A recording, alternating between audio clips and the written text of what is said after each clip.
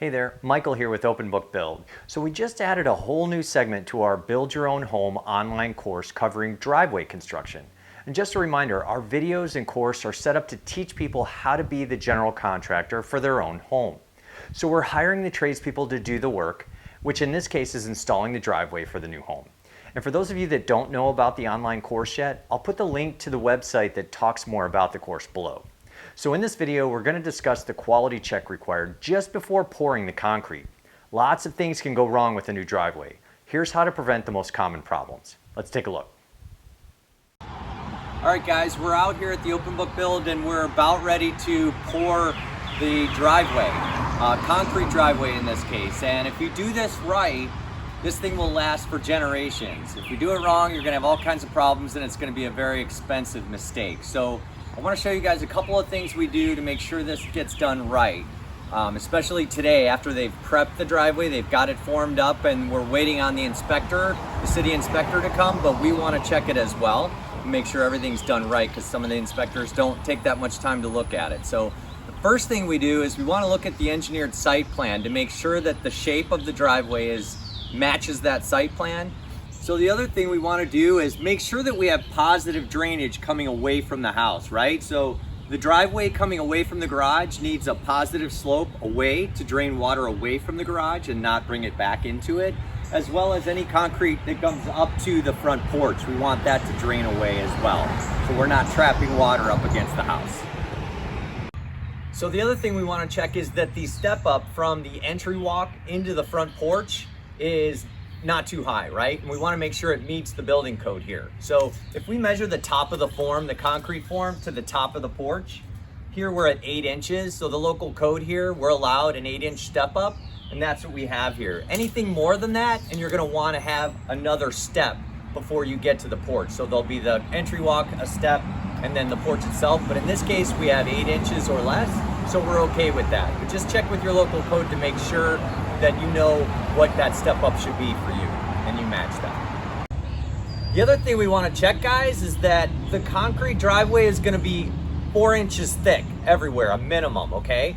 So if I can check with my tape measure here, it's kind of hard for you to see there, but it's at 4 inches.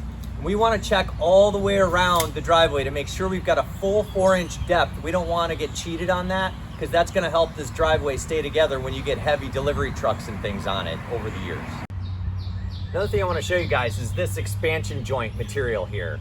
Basically, at other existing concrete, we want to make sure we've got this foam here or other expansion joint material that allows the concrete to expand without, getting into a bind. So if this wasn't here and we poured directly right up to that existing concrete, in the summer, when that concrete gets hot and it expands, it'll want to crack or pop. This will give us that expansion space to allow it to increase size when we get to those hot summer days. The other thing we want to make sure is in here, guys, is this welded wire mesh. This stuff gives the tensile strength to the concrete. Concrete's great in compressive strength when you're trying to crush it and put compression on it, but when you try and pull it apart, it will crack and it's not very strong there. So the welded wire mesh provides additional strength and tensile strength and also to bridge any possible spots that might settle in the future.